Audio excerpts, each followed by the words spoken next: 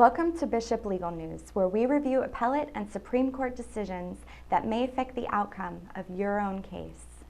In the 2012 case of Macias v. Saberhagen Holdings, the Washington Supreme Court considered whether the manufacturers of respirators have a duty to warn against the risk of contracting mesothelioma from asbestos exposure during the cleaning of the respirators.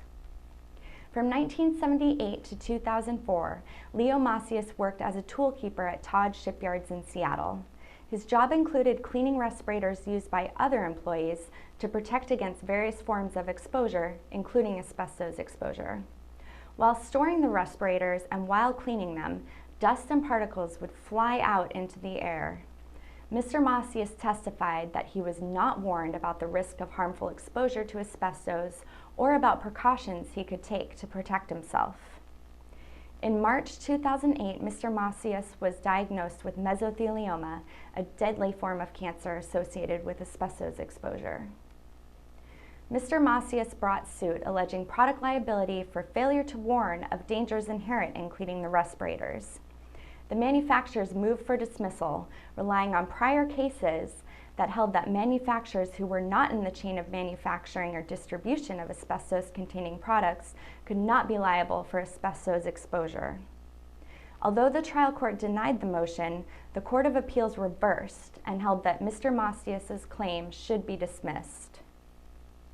On appeal, the Washington Supreme Court reversed the Court of Appeals, holding that when a product's very purpose results in its accumulation of a dangerous contaminant like asbestos, it does not matter that it did not contain asbestos when initially manufactured. Cleaning the respirator is as much a part of the intended use of the respirator as wearing it.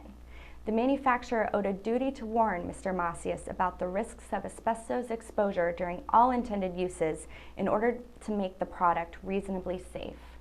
Therefore, the Supreme Court sent the case back for trial. This case is important because it makes it clear that prior cases on chain of manufacturing did not create a blanket exception limiting the scope of product liability.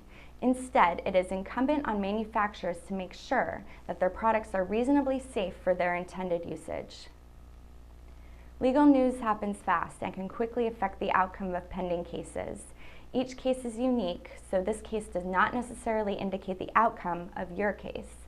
Feel free to check back here for future editions of Legal News. I'm Melissa Clune for Bishop Legal.